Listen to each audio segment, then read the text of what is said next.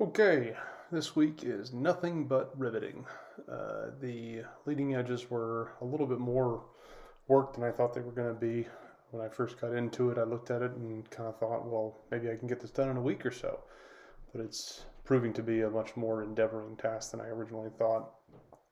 Here, just preloading some of those rivets so that I can go through quickly and try to expedite the installation of the rivets. Here momentarily you'll see me using a squeezer to get the first 5 rivets from the rear of the leading edge done. A long time ago I actually bought I think it's a 5 or a 5.5 inch yoke for the squeezer, and this actually came in quite handy. It made those first 5 rivets accessible and a whole lot easier and faster to get installed. However, that was short-lived, and I had to switch over to the rivet gun and start using the rivet gun.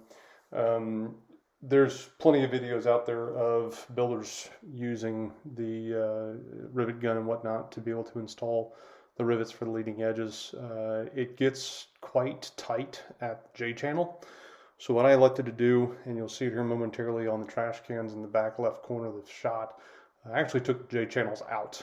I decided that the J channels were completely independent of the ribs, and they're only there just to stiffen that skin up. So I took the J channels out so that I could get access underneath the J channel. You see it there on top of the trash cans.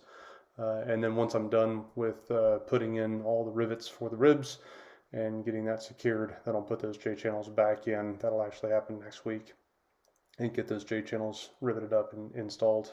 But I didn't see much harm in taking those J channels out while I was riveting the ribs. Watching some of the other builders out there, specifically one of the guys that's down in Phoenix, he's just in the middle of putting in his avionics.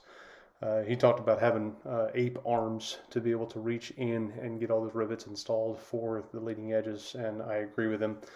The reach is daunting. The ribs actually got closer together as you get closer to the splice plate for the fuel tank, so it's harder and harder to get your hand down there and get that rivet set. But managed to get most of them done. The very 2 bottom ones that are on the top of the skins, I'm going to have my wife help me with those next week.